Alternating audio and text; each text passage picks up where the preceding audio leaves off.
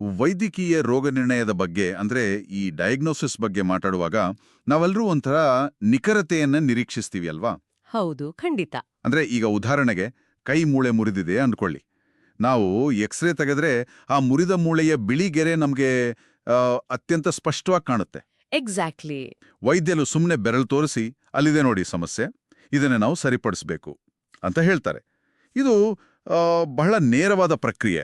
Correct. ಅದು ಸಂಪೂರ್ಣವಾಗಿ ಕಪ್ಪು ಮತ್ತು ಬಿಳುಪಿನ ಚಿತ್ರಣ. ಅಂದ್ರೆ ಅಲ್ಲಿ ಯಾವುದೇ ದ್ವಂದ್ವೇ ಇರಲ್ಲ, ಗೊಂದಲ ಇರಲ್ಲ, ಸಮಸ್ಯೆ ಎಲ್ಲಿದೆ ಮತ್ತು ಅದರ ಪರಿಹಾರ ಏನು ಅನ್ನೋದು ಕಣ್ಣಿಗೆ ಪಟ್ಟಿದ ಹಾಗೆ ಇರುತ್ತೆ.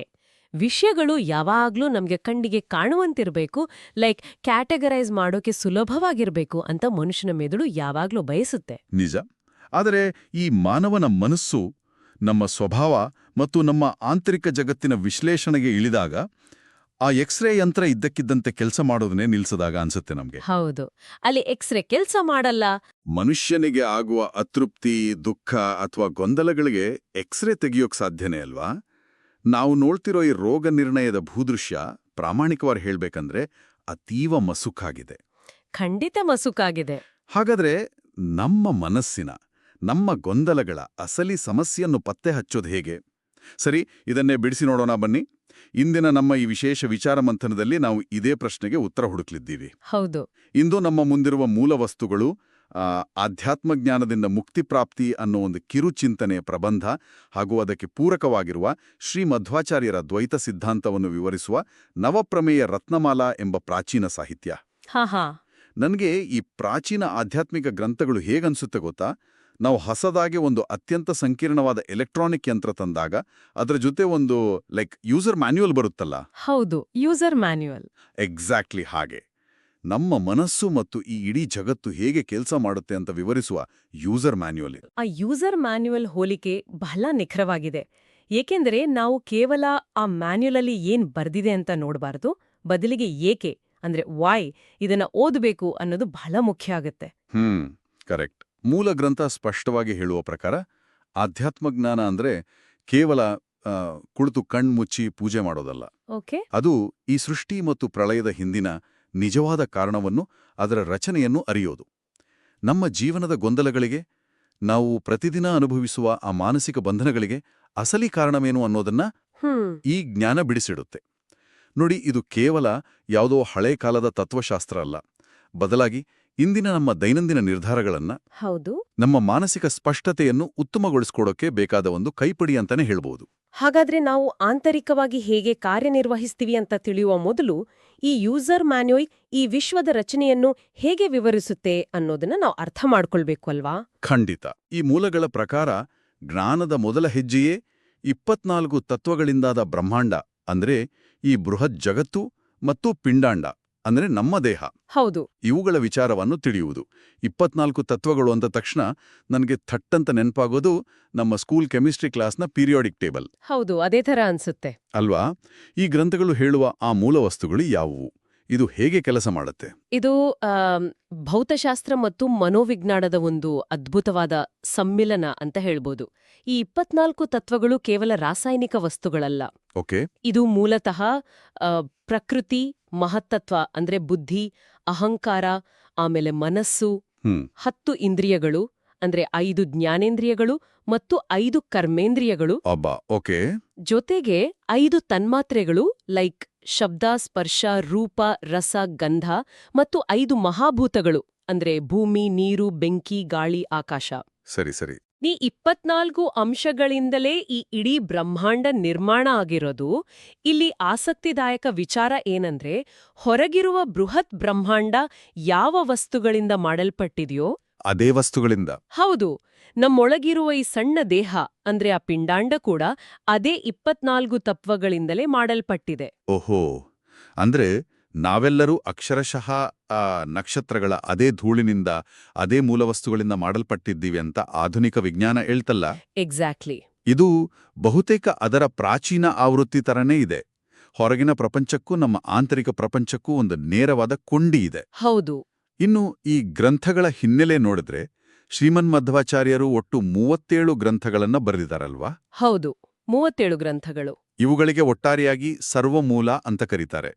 ಇದರಲ್ಲಿ ಬ್ರಹ್ಮಸೂತ್ರ ಭಾಷ್ಯ, ಗೀತಾ ಭಾಷ್ಯ, ಮಹಾಭಾರತ ತಾತ್ಪರ್ಯ ನಿರ್ಣಯ ಅಂತ ಬೃಹತ್ ಕೃತಿಗಳಿವೆ. ಇದು ಒಂದು ಥರ ಬೃಹತ್ ಜ್ಞಾನಸಾಗರವೇ ಸರಿ. ಖಂಡಿತ. ಆ ಜ್ಞಾನಸಾಗರದ ವಿಸ್ತಾರ ಊಹೆಗೆ ನಿಲುಕದ್ದು. ಆದ್ರೆ ಇಲ್ಲಿ ಪ್ರಾಚೀನ ಭಾರತೀಯ ಪರಂಪರೆಯ ಬುದ್ಧಿಮತ್ತೆ ಎದ್ದು ಕಾಣೋದಿಲ್ಲಿ ಗೊತ್ತಾ? ಎಲ್ಲಿ? ಇಷ್ಟೊಂದು ವಿಸ್ತಾರವಾದ 37 ಗ್ರಂಥಗಳ ಸಾರವನ್ನು, ಅದರ ಪ್ರಧಾನವಾದ 9 ತತ್ವಗಳನ್ನು ಕೇವಲ ಒಂದೇ ಒಂದು ಶ್ಲೋಕದಲ್ಲಿ ಹೌದು, ಸಂಕ್ಷೇಪಿಸಲಾಗಿದೆ. ಶ್ರೀ ವ್ಯಾಸತೀರ್ಥರು ಆ 9 ತತ್ವಗಳನ್ನು ಒಂದೇ ಶ್ಲೋಕದಲ್ಲಿ ತುಂಬಾ ಸುಂದರವಾಗಿ ಪೋಣಿಸಿದ್ದಾರೆ. ಅದನ್ನೇ ನವ ಪ್ರಮೇಯ ರತ್ನಮಾಲಾ ಅಂತ ಕರೆಯೋದು. ಓಕೆ, ನವ ಅಂದ್ರೆ 9. ಕರೆಕ್ಟ್. ನವ ಅಂದ್ರೆ 9, ಪ್ರಮೇಯ ಅಂದ್ರೆ ಸಿದ್ಧಾಂತದ ಮೂಲ ತತ್ವಗಳು. ಈ 9 ತತ್ವಗಳು ಒಂದಕ್ಕೊಂದು ಕೊಂಡಿ ಥರ ಬೆಸೆದುಕೊಂಡಿವೆ. ವಾವ್! ಇಡೀ ಒಂದು ದರ್ಶನಶಾಸ್ತ್ರವನ್ನ ಒಂದೇ ಶ್ಲೋಕದಲ್ಲಿ ಅಡಗಿಸೋದು ಅಂದ್ರೆ ಅದೊಂದು ಅದ್ಭುತವಾದ ಕಂಪ್ರೆಷನ್ ತಂತ್ರಜ್ಞಾನವೇ ಸರಿ. ಹೌದು. ಆದ್ರೆ ಇಲ್ಲೊಂದು ಪ್ರಶ್ನೆ ಮೂಡುತ್ತೆ. ಇದು ಕೇವಲ ಒಂದು ತಾತ್ವಿಕ ನಿಯಮಗಳ ಪಟ್ಟಿನ ಅಥವಾ ನಮ್ಮ ದೈನಂದಿನ ಜೀವನಕ್ಕೆ ಇದರ ನೇರ ಉಪಯೋಗ ಏನಾದ್ರೂ ಇದೆಯಾ? ಅಂದ್ರೆ ನಿಜ ಸುಖದ ಹುಡುಕಾಟದ ಒಂದು ನಕ್ಷೆ ಅಂತ ಹೇಳಬಹುದು. ಓಕೆ. ನಾವೆಲ್ಲರೂ ಅಂತಿಮವಾಗಿ ಹುಡುಕುತ್ತಿರೋದೇನನ್ನ? ನೆಮ್ಮದಿಯನ್ನ, ಆನಂದವನ್ನ, ಅಲ್ವಾ? ಖಂಡಿತ. ಇಲ್ಲಿ ನವಪ್ರಮೇಯದ 6ನೇ ತತ್ವವನ್ನು ನಾವು ಬಹಳ ಸೂಕ್ಷ್ಮವಾಗಿ ಗಮನಿಸಬೇಕು. ಅದು ಹೇಳುತ್ತೆ ಮುಕ್ತಿರ್ನೈಜ ಸುಖಾನುಭೂತಿ ಅಂತ. ಮುಕ್ತಿರ್ನೈಜ ಸುಖಾನುಭೂತಿ. ಹೌದು. ಇದರ ಅರ್ಥ ಬಹಳ ಆಳವಾಗಿದೆ.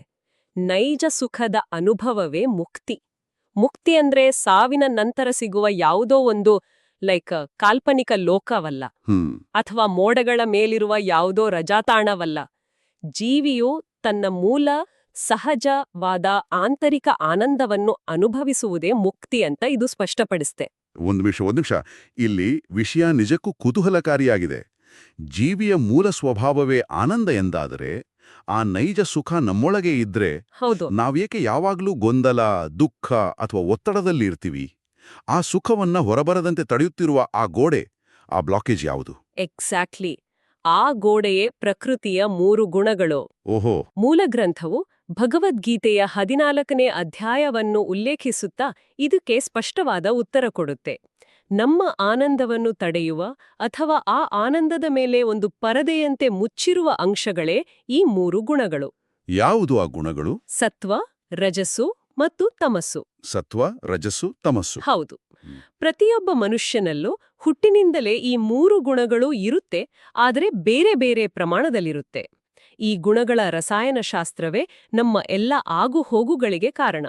ಈ ಗುಣಗಳ ವಿಶ್ಲೇಷಣೆ ಬಹಳ ಸೊಗಸಾಗಿದೆ ಮತ್ತು ಇದು ನಮ್ಮ ದಿನನಿತ್ಯದ ಮನೋವಿಜ್ಞಾನಕ್ಕೆ ನೇರವಾಗಿ ಕನ್ನಡಿ ಹಿಡಿಯುತ್ತೆ ಅನ್ಸುತ್ತೆ. ಮೊದಲು ನಾವು ರಾಜಸ ಗುಣದ ಬಗ್ಗೆ ಮಾತಾಡೋಣ. ಯಾಕೆಂದ್ರೆ ಹೌದು, ನಾವೆಲ್ಲರೂ ಹೆಚ್ಚಾಗಿ ಸಿಕ್ಕಾಕೊಳ್ಳೋದು ಇದ್ರಲ್ಲಲ್ವಾ? ನಿಜ ನಿಜ. ರಾಜಸ ಗುಣದ ಸುಖ ಹೇಗಿರುತ್ತೆ? ಇದು ಇಂದ್ರಿಯಗಳ ಮೂಲಕ ಪಡೆಯುವ ಸುಖ. ಇದು ಆರಂಭದಲ್ಲಿ ಅಮೃತದಂತೆ ಕಂಡ್ರೂ ಕೊನೆಯಲ್ಲಿ ವಿಷವಾಗುತ್ತೆ ಅಂತ ಹೇಳ್ತಾರೆ. ಕರೆಕ್ಟ್. ಅತಿಯಾದ ಆಸೆ, ದುರಾಸೆ ಇವೆಲ್ಲ ಇದರ ಲಕ್ಷಣಗಳು. ನಿಖರವಾಗಿ. ರಾಜಸಗುಣ ಆರಂಭದಲ್ಲಿ ಏಕೆ ಅಮೃತದಂತೆ ಭಾಸವಾಗುತ್ತೆ ಅನ್ನೋದರ ಹಿಂದಿನ ವಿಜ್ಞಾನವನ್ನು ನಾವು ಅರ್ಥ ಮಾಡ್ಕೊಳ್ಬೇಕು. ನಮ್ಮ ಇಂದ್ರಿಯಗಳು ಬಾಹ್ಯ ವಸ್ತುಗಳ ಸಂಪರ್ಕಕ್ಕೆ ಬಂದಾಗ ಮೆದುಳಿನಲ್ಲಿ ಒಂದು ತಕ್ಷಣದ ಡೋಪಮೈನ್ ಬಿಡುಗಡೆಯಾಗುತ್ತೆ. ಆ ಡೋಪಮೈನ್ ಹಿಟ್. ಹೌದು. ಉದಾಹರಣೆಗೆ ಒಂದು ಹೊಸ ಗ್ಯಾಜೆಟ್ ಖರೀದಿಸಿದಾಗ ಅಥವಾ ಸೋಷಿಯಲ್ ಮೀಡಿಯಾದಲ್ಲಿ ಗಂಟೆಗಟ್ಲೆ ಸ್ಕ್ರೋಲ್ ಮಾಡುವಾಗ ಆಗುವ ಆ ತಕ್ಷಣದ ಒಂದು ರೋಮಾಂಚನ. ಓಹೋ, ರಿಲೇಟಬಲ್. ಆದ್ರೆ ಅದು ಶಾಶ್ವತವಲ್ವಾ? ಆ ಕ್ಷಣಿಕ ಸುಖ ಮುಗಿದ ತಕ್ಷಣ ಮತ್ತಷ್ಟು ಬೇಕೆಂಬ ಹಸಿವು ಶುರುವಾಗುತ್ತೆ. ಅದೇ ದುಃಖಕ್ಕೆ, ಹತಾಶೆಗೆ, ಅಂದ್ರೆ ವಿಷಕ್ಕೆ ಕಾರಣ ಆಗತ್ತೆ. ಆಧುನಿಕ ಯುಗದ ಈ ಅತಿಯಾದ ಗ್ರಾಹಕ ಸಂಸ್ಕೃತಿ, ಕನ್ಸ್ಯೂಮರಿಸಂ, ಅದು ಸಂಪೂರ್ಣವಾಗಿ ಈ ರಾಜಸ ಗುಣದ ಬುನಾದಿಯ ಮೇಲೆಯೇ ನಿಂತಿದೆ. ಅದೊಂದು ಅತ್ಯುತ್ತಮವಾದ ವಿಶ್ಲೇಷಣೆ. ಇನ್ನು ತಾಮಸ ಗುಣ, ಇದು ಆರಂಭದಿಂದ ಅಂತ್ಯದವರೆಗೆ ಕೇವಲ ಅಜ್ಞಾನ, ನಿದ್ದೆ, ಭ್ರಮೆ ಮತ್ತು ಆಲಸ್ಯದಿಂದಲೇ ಕೂಡಿರುತ್ತೆ ಅಂತಾರೆ. ಹೌದು, ಕತ್ತಲೆ. ಇದರಲ್ಲಿ ಯಾವುದೇ ಬೆಳಕಿಲ್ಲ. ಆದರೆ ಸಾತ್ವಿಕ ಗುಣದ ಸುಖ ಸಂಪೂರ್ಣ ಭಿನ್ನ. ಅದು ಆರಂಭದಲ್ಲಿ ವಿಷದಂತೆ ಕಹಿಯಾಗಿರುತ್ತೆ, ಆದರೆ ಕೊನೆಯಲ್ಲಿ ಅಮೃತದಂತೆ ಸಿಹಿಯಾಗುತ್ತೆ. ಇದು ಜ್ಞಾನ ಮತ್ತು ವೈರಾಗ್ಯದಿಂದ ಬರುತ್ತೆ ಅಂತ ಮೂಲಗಳು ಹೇಳ್ತವೆ. ಹೌದು. ಸಾತ್ವಿಕ ಗುಣವು ಮನುಷ್ಯನಿಂದ ಒಂದು ಶಿಸ್ತನ್ನು ಬೇಡುತ್ತೆ. ಆರಂಭದಲ್ಲಿ ಸ್ವಲ್ಪ ಕಷ್ಟಪಡಬೇಕಾಗತ್ತೆ. ಕಷ್ಟಪಟ್ಟು ಒಂದು ಹೊಸ ಸ್ಕಿಲ್ ಕಲಿಯೋದು, ಒಂದು ಕಠಿಣವಾದ ಆದ್ರೆ ಅಗತ್ಯವಾದ ಸಂಭಾಷಣೆ ಮಾಡೋದು ಅಥವಾ ಬೆಳಿಗ್ಗೆ ಬೇಗ ಏಳೋದು. ಅದು ಕಷ್ಟ. ಹೌದು. ಇವೆಲ್ಲವೂ ಆ ಕ್ಷಣಕ್ಕೆ ಕಷ್ಟ ಅಂದ್ರೆ ವಿಷದಂತೆ ಭಾಸವಾಗಬಹುದು. ಅದೇ ದೀರ್ಘಕಾಲದಲ್ಲಿ ಅವು ನಮ್ಮ ವ್ಯಕ್ತಿತ್ವವನ್ನು ಅರಳಿಸುತ್ತವೆ, ಮನಸ್ಸಿಗೆ ಅತೀವ ಶಾಂತಿ ನೀಡುತ್ತವೆ. ಅದುವೇ ಅಮೃತ. ಸರಿ. ನಮ್ಮ ಪ್ರಯಾಣ ಯಾವಾಗ್ಲೂ ತಾಮಸದ ಆಲಸ್ಯದಿಂದ ರಾಜಸದ ಕ್ರಿಯಾಶೀಲತೆಗೆ ಓಕೆ. ಮತ್ತು ಆ ರಾಜಸದ ದುರಾಸೆಯಿಂದ ಸಾತ್ವಿಕದ ಶಾಂತಿಯ ಕಡೆಗೆ ಇರಬೇಕು. ನನಗೆ ಆ ಮೂಲ ಪಠ್ಯದಲ್ಲಿರುವ ಆಹಾರದ ಉದಾಹರಣೆ ಈ 3 ಗುಣಗಳನ್ನು ಇನ್ನೂ ಸರಳವಾಗಿ ಅರ್ಥೈಸುತ್ತೆ ಅನ್ಸುತ್ತೆ. ಹೌದಾ? ಹೇಗೆ? ಅಂದ್ರೆ ರಾಜಸ ಗುಣದ ಆಹಾರ ಹೇಗಿರುತ್ತೆ? ಅತಿಯಾದ ಖಾರ, ಅತಿಯಾದ ಹುಳಿ, ಉಪ್ಪು ಇರುವ ಆಹಾರದಂತೆ. ಆಹಾ, ಜಂಕ್ ಫುಡ್ ಥರ. ಹೌದು. ತಿಂದಾಗ ನಾಲಿಗೆಗೆ ಸಖತ್ ಮಜಾ ಅನ್ಸುತ್ತೆ, ಆದ್ರೆ ತಿಂದ ಮೇಲೆ ಹೊಟ್ಟೆ ಉರಿ, ಅನಾರೋಗ್ಯ ಖಂಡಿತ ಬರುತ್ತೆ. ನಿಜ ನಿಜ. ಇನ್ನೂ ತಾಮಸ ಗುಣದ ಆಹಾರ ಅಂದ್ರೆ ದುರ್ಗಂಧಯುಕ್ತ, ಹಳಿಸಿದ ಅಥವಾ ಟೇಸ್ಟ್ ಇಲ್ಲದ ಆಹಾರದಂತೆ. ಸಾತ್ವಿಕ ಗುಣದ ಆಹಾರ ಮಾತ್ರ ಆರೋಗ್ಯಕರ, ಸ್ನಿಗ್ಧ ಮತ್ತು ದೇಹ ಮನಸ್ಸಿಗೆ ಹಿತ ನೀಡುವಂಥದ್ದು. ಕರೆಕ್ಟ್. ನಾವು ಪ್ರತಿದಿನ ನಮ್ಮ ಕಣ್ಣು ಮತ್ತು ಕಿವಿಯ ಮೂಲಕ ನಮ್ಮ ಮಿದುಳಿಗೆ ನೀಡುವ ವಿಚಾರಗಳು, ಮಾಹಿತಿಗಳು ಕೂಡ ಇದೇ ರೀತಿ 3 ಗುಣಗಳಿಂದ ಕೂಡಿರುತ್ತೆ ಅಲ್ವಾ? ಖಂಡಿತ. ನಾವು ಓದುವ ಪುಸ್ತಕ, ನೋಡುವ ವಿಚಾರ, ಮಾಡುವ ಕೆಲಸ, ಸೇರುವ ಸ್ನೇಹಿತರ ಬಳಗ, ಎಲ್ಲದರಲ್ಲೂ ಈ ಗುಣಗಳ ಪ್ರಭಾವ ಇದ್ದೇ ಇರುತ್ತೆ. ನಾವು ಯಾವ ಗುಣದ ಆಹಾರವನ್ನು ಮೆದುಳಿಗೆ ನೀಡ್ತಿದ್ದೀವಿ ಅನ್ನೋದ್ರ ಮೇರೆಯೇ ನಮ್ಮ ಆಂತರಿಕ ಸುಖ ನಿರ್ಧಾರ ಆಗತ್ತೆ. ಸರಿ. ನಮ್ಮ ಒಳಗಿನ ಜಗತ್ತು ಗುಣಗಳಿಂದ ಕೂಡಿರೋದು ಹೇಗೆ ಅಂತ ನಮಗೆ ಸ್ಪಷ್ಟವಾಗಿ ತಿಳಿಯಿತು. ಆದರೆ ನಾವು ಪ್ರತಿದಿನ ಎಚ್ಚರಗೊಂಡು ನೋಡುವ ಈ ಹೊರಗಿನ ಜಗತ್ತಿನ ಕಥೆಯೇನು? ಓಕೆ. ಈ ಬಾಹ್ಯ ಜಗತ್ತಿನ ಬಗ್ಗೆ ಈ ಸಿದ್ಧಾಂತ ಏನು ಹೇಳುತ್ತೆ? ಈ ಜಗತ್ತು ನಿಜವೋ ಅಥವಾ ಕೇವಲ ಭ್ರಮೆಯೋ? ಅದು ನಮ್ಮನ್ನು ನವಪ್ರಮೇಯದ ಅತ್ಯಂತ ಕ್ರಾಂತಿಕಾರಿಯಾದ 2ನೇ ಮತ್ತು 3ನೇ ತತ್ವಗಳಿಗೆ ಕರೆದೊಯ್ಯುತ್ತೆ. ಓಕೆ. ಏನದು? 2ನೇ ತತ್ವ ಬಹಳ ಸ್ಪಷ್ಟವಾಗಿ ಹೇಳುತ್ತೆ, ಜಗತ್ತು ಸತ್ಯವಾದದು, ಅಂದ್ರೆ ಜಗತ್ ಸತ್ಯ. ಜಗತ್ ಸತ್ಯ. ಮತ್ತು 3ನೇ ತತ್ವ ಭೇದವು ನಿಜ, ಅಂದ್ರೆ ತತ್ವತೋ ಭೇದ ಅಂತ. ಓಹೋ. ಇದು ಭಾರತೀಯ ತತ್ವಶಾಸ್ತ್ರದಲ್ಲಿ ಒಂದು ಬಹುದೊಡ್ಡ ತಿರುವು ಅಂತಾನೆ ಹೇಳ್ಬೋದು. ಹೇಗೆ? ಏಕೆಂದ್ರೆ ಜಗನ್ಮಿಥ್ಯ ಅಂದ್ರೆ ಈ ಜಗತ್ತು ಕೇವಲ ಒಂದು ಸುಳ್ಳು, ಇದೊಂದು ಕನಸು ಅಥವಾ ಭ್ರಮೆ ಅನ್ನೋ ವಾದವನ್ನು ಈ ಮೂಲ ಸಂಪೂರ್ಣವಾಗಿ ತಾರ್ಕಿಕವಾಗಿ ತಿರಸ್ಕರಿಸುತ್ತೆ. ಓಕೆ. ಈ ಜಗತ್ತು, ಇಲ್ಲಿನ ನಮ್ಮ ದೈನಂದಿನ ಅನುಭವಗಳು, ನಮ್ಮ ಕಷ್ಟ ಸುಖಗಳು ಎಲ್ಲವೂ ಸಂಪೂರ್ಣ ಸತ್ಯ ಅಂತ ಹೇಳುತ್ತೆ. ಆದ್ರೆ 1-2 ನಿಮಿಷ ಯೋಚಿಸಿ. ಆಧ್ಯಾತ್ಮಿಕತೆ ಅಂದ್ರೆ ನಾವೆಲ್ಲರೂ ಒಂದೇ, ಬ್ರಹ್ಮಾಂಡದ ಶಕ್ತಿಯೂ ನಮ್ಮೆಲ್ಲರಲ್ಲೂ ಒಂದೇ ರೀತಿ ಇದೆ, ಭಿನ್ನತೆಗಳೆಲ್ಲವೂ ಕೇವಲ ಭ್ರಮೆ ಅಂತ ಹೇಳೋದಲ್ವಾ? ಸಾಮಾನ್ಯವಾಗಿ ಹಾಗೆ ಅನ್ಕೋತೀವಿ. ಇದು ಬಹುತೇಕ ಆಧುನಿಕ ಆಧ್ಯಾತ್ಮಿಕ ಚಿಂತನೆಗಳು ಹೇಳುವ ಮಾತು. ಆದ್ರೆ ಇಲ್ಲಿ ಈ ಸಿದ್ಧಾಂತವು ಭೇದ ಅಥವಾ ವ್ಯತ್ಯಾಸವೇ ಅಂತಿಮ ಸತ್ಯ ಅಂತ ಪ್ರತಿಪಾದಿಸ್ತಾ ಇದೆ. ಹೌದು. ಎಲ್ಲರೂ ಭಿನ್ನ, ಎಲ್ಲವೂ ಭಿನ್ನ. ಅಂದ್ರೆ ಈ ಜಗತ್ತು ತುಂಬಾ ಛಿದ್ರಗೊಂಡಂತೆ ಫ್ರಾಗ್ಮೆಂಟೆಡ್ ಅನ್ಸೋದಿಲ್ವಾ? ನಾವೆಲ್ಲರೂ ಒಂದೇ ಅನ್ನೋ ಭಾವನೆಗೆ ಇದು ತದ್ವಿರುದ್ಧ ಅಲ್ವಾ? ಇದು ಸ್ವಲ್ಪ ವಿಚಿತ್ರ ಎನಿಸುತ್ತೆ ನನಗೆ. ಆದ್ರೆ ಇದನ್ನ ನಾವು ಸ್ವಲ್ಪ ಆಳವಾಗಿ ವಿಶಾಲ ದೃಷ್ಟಿಕೋನದಿಂದ ನೋಡಿದ್ರೆ, ಭಿನ್ನತೆ ಅಂದ್ರೆ ಗೊಂದಲವಲ್ಲ, ಬದಲಾಗಿ ಅದೊಂದು ಅದ್ಭುತವಾದ ರಚನಾತ್ಮಕ ವ್ಯವಸ್ಥೆ, ಅಂದ್ರೆ ಸ್ಟ್ರಕ್ಚರ್ ಅಂತ ನಮ್ಗೆ ಅರ್ಥ ಆಗತ್ತೆ. ಸ್ಟ್ರಕ್ಚರ್ ಅದು ಹೇಗೆ? ಒಂದು ದೊಡ್ಡ ಸಿಂಫನಿ ಆರ್ಕೆಸ್ಟ್ರಾವನ್ನು ಊಹಿಸ್ಕೊಳ್ಳಿ. ಓಕೆ. ಅಲ್ಲಿ ಕೊಳಲು, ವೀಣೆ, ಮೃದಂಗ, ಪಿಟೀಲು ಹೀಗೆ 10 ಹಲವು ವಾದ್ಯಗಳಿರುತ್ತಲ್ವಾ? ಪ್ರತಿಯೊಂದು ವಾದ್ಯವೂ ಭಿನ್ನವಾದ ಸ್ವರವನ್ನು ಹೊಡಿಸುತ್ತೆ. ಹೌದು. ಆ ಭಿನ್ನತೆಯೇ ಆ ಸಂಗೀತದ ಸೌಂದರ್ಯ. ಎಲ್ಲಾ ವಾದ್ಯಗಳು ಒಂದೇ ಸ್ವರವನ್ನು ಹೊಡಿಸಿದ್ರೆ ಅದು ಸಂಗೀತ ಆಗುತ್ತಾ? ಇಲ್ಲ, ಅದು ಗದ್ದಲಾಗತ್ತೆ. ಎಕ್ಸಾಕ್ಟ್ಲಿ. ಅದೊಂದು ಅದ್ಭುತವಾದ ರೂಪಕ. ಅಂದ್ರೆ ವೈವಿಧ್ಯತೆಯೇ ಸೃಷ್ಟಿಯ ನೈಜ ಸ್ವರೂಪ ಅಂತ ಹೇಳ್ತಿದ್ದೀರಾ? ನಿಖರವಾಗಿ. ಇದನ್ನೇ ಈ ಸಿದ್ಧಾಂತ 5 ಮೂಲಭೂತ ಭೇದಗಳ ಮೂಲಕ, ಅಂದ್ರೆ ಪಂಚಭೇದಗಳ ಮೂಲಕ ವಿವರಿಸುತ್ತೆ. ಯಾವ್ಯಾವ್ದಾ ಪಂಚಭೇದಗಳು? ಆ 5 ಭೇದಗಳೆಂದರೆ ಜೀವ ಮತ್ತು ಈಶ್ವರನ ನಡುವಿನ ಭೇದ, ಓಕೆ, ಒಬ್ಬ ಜೀವ ಮತ್ತು ಇನ್ನೊಬ್ಬ ಜೀವನ ನಡುವಿನ ಭೇದ, ಜಡವಸ್ತು ಮತ್ತು ಈಶ್ವರನ ನಡುವಿನ ಭೇದ, ಒಂದು ಜಡವಸ್ತು ಮತ್ತು ಇನ್ನೊಂದು ಜಡವಸ್ತುವಿನ ನಡುವಿನ ಭೇದ, ಸರಿ, ಹಾಗೂ ಜೀವ ಮತ್ತು ಜಡವಸ್ತುವಿನ ನಡುವಿನ ಭೇದ. ಪ್ರಕೃತಿಯಲ್ಲಿ ಪ್ರತಿಯೊಂದು ಮರವೂ, ಪ್ರತಿಯೊಂದು ಪ್ರಾಣಿಯೂ, ಪ್ರತಿಯೊಬ್ಬ ಮನುಷ್ಯನೂ ಭಿನ್ನ. ಹ್ಮ್. ಆ ಭಿನ್ನತೆಯೇ ಈ ಪರಿಸರ ವ್ಯವಸ್ಥೆಯ ಶಕ್ತಿ ಅಂತ ಇದು ಸಾರುತ್ತೆ. ಅಮೇಜಿಂಗ್. ಮತ್ತು ಈ 5 ಭೇದಗಳು ಶಾಶ್ವತವಾದವು. ಹ್ಮ್. ಇವುಗಳನ್ನು ನಾಶ ಮಾಡಕ್ಕೆ ಸಾಧ್ಯನೇ ಇಲ್ಲ. ಇದರ ಜೊತೆಗೆ 5ನೇ ಪ್ರಮೇಯ ಕೂಡ ಇದೆ ಅಲ್ವಾ? ಹೌದು, ಜೀವೋಚ್ಛ ನೀಚ ಭಾವ ಅಂತ.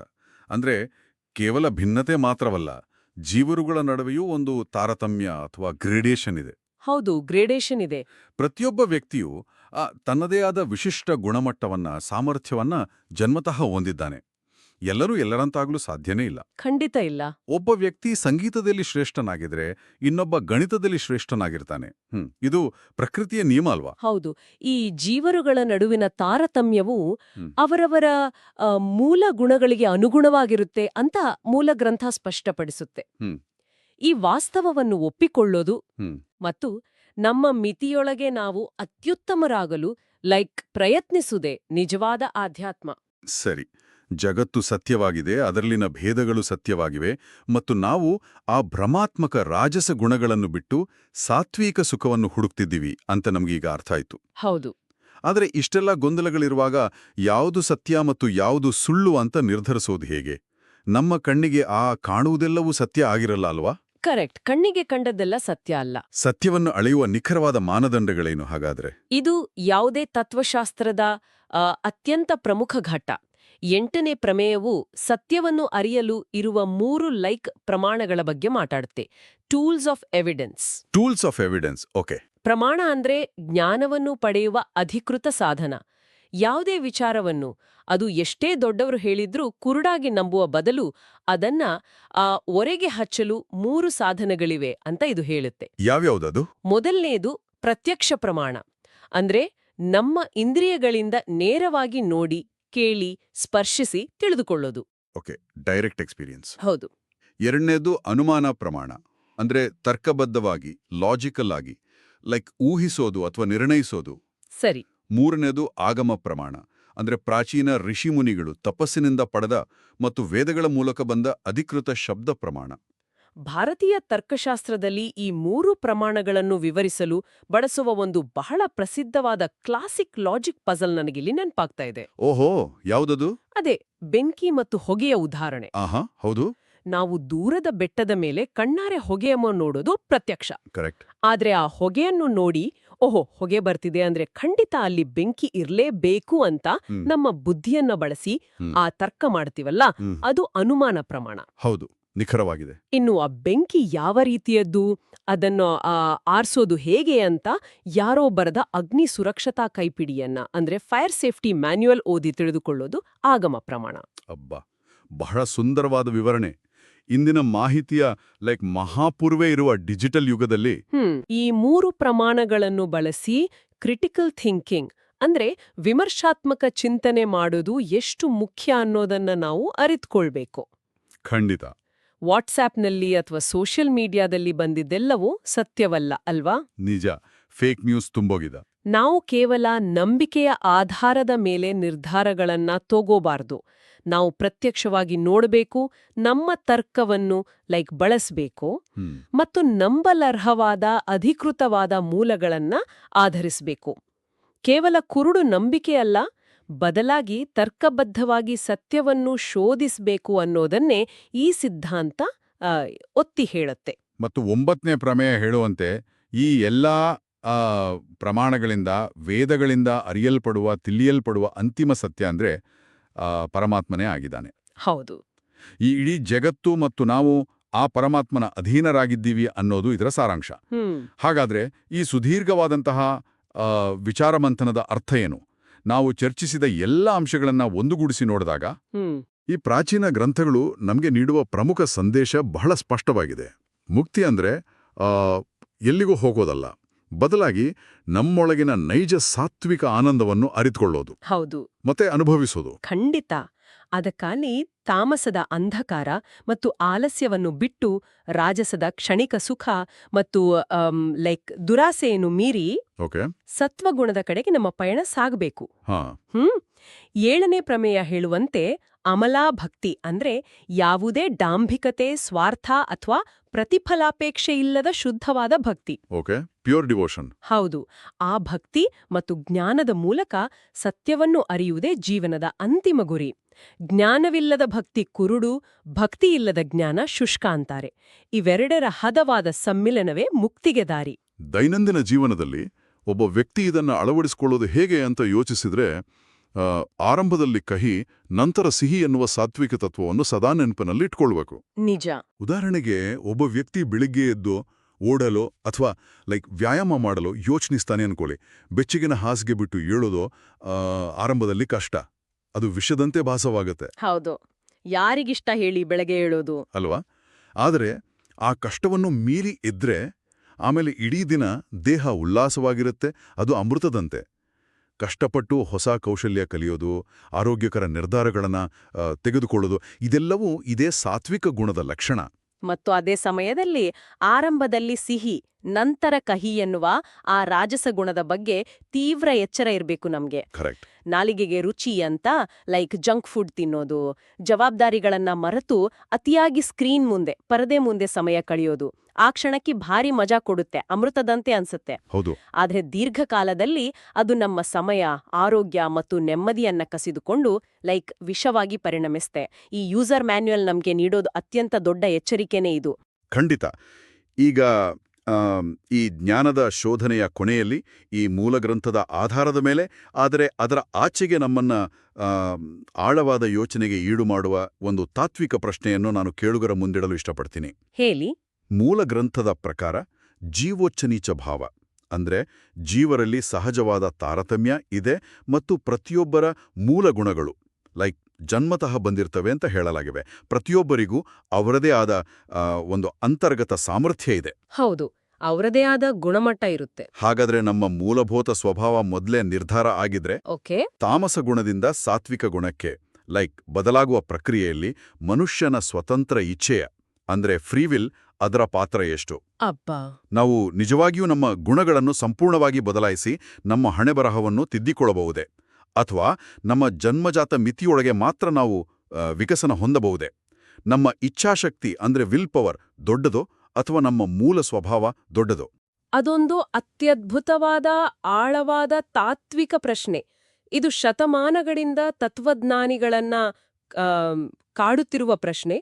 ಮತ್ತು ಈ ಮೂಲಗಳ ಆಧಾರದ ಮೇಲೆ ಪ್ರತಿಯೊಬ್ಬರೂ ತಮ್ಮದೇ ಆದ ಜೀವನಾನುಭವ ಇದರಿಂದ ಉತ್ತರ ಕಂಡುಕೊಳ್ಳಬೇಕಾದ ಪ್ರಶ್ನೆ ಇದು. ಸಂಭಾಷಣೆಯ ಆರಂಭದಲ್ಲಿ ನಾವು ಎಕ್ಸ್ರೇ ಯಂತ್ರ ಮತ್ತು ಮಾನವನ ಮನಸ್ಸಿನ ಮಸುಕಾದ ಚಿತ್ರಣದ ಮಧ್ಯೆ ಮಾತಾಡಿದ್ವಿ. ಹೌದು. ಮಾನವನ ಸಂಕೀರ್ಣವಾದ ಮನಸ್ಸು ಎಂದಿಗೂ ಎಕ್ಸ್ರೇನಷ್ಟು ಸ್ಪಷ್ಟವಾಗಿರಲು ಸಾಧ್ಯನೇ ಇಲ್ಲದಿರಬಹುದು. ಆದರೆ ನವಪ್ರಮೇಯಗಳಂತಹ ಈ ಪ್ರಾಚೀನ ಜ್ಞಾನದ ಯೂಸರ್ ಮ್ಯಾನ್ಯುಯಲ್ಗಳು ಆ ಮಸುಕಾದ ಚಿತ್ರಣವನ್ನ ಸ್ವಲ್ಪ ಮಟ್ಟಿಗಾದರೂ ಸ್ಪಷ್ಟವಾಗಿ ನೋಡೋಗ್ಬೇಕಾದ ಒಂದು ಪ್ರಬಲವಾದ ಶಕ್ತಿಶಾಲಿ ಲೆನ್ಸ್ ಅನ್ನು ನಮಗೆ ಖಂಡಿತವಾಗಿಯೂ ಒದಗಿಸುತ್ತವೆ. ಜಗತ್ತು, ಭಿನ್ನತೆ, ಸತ್ಯ, ತರ್ಕ ಮತ್ತು ನಮ್ಮ ನೈಜ ಆನಂದವನ್ನು ಹುಡುಕುವ ಈ ನಿರಂತರ ಪ್ರಯಾಣ ಹೀಗೆ ಮುಂದುವರಿಯಲಿ. ಮುಕ್ತಿಗೆ ಅಥವಾ ನೈಜ ಸುಖಕ್ಕೆ ನಿಮ್ಮದೇ ಆದ ದಾರಿಯನ್ನು ಕಂಡುಕೊಳ್ಳಲು ಈ ಆಳವಾದ ಜ್ಞಾನ ದಾರಿದೀಪವಾಗಲಿ.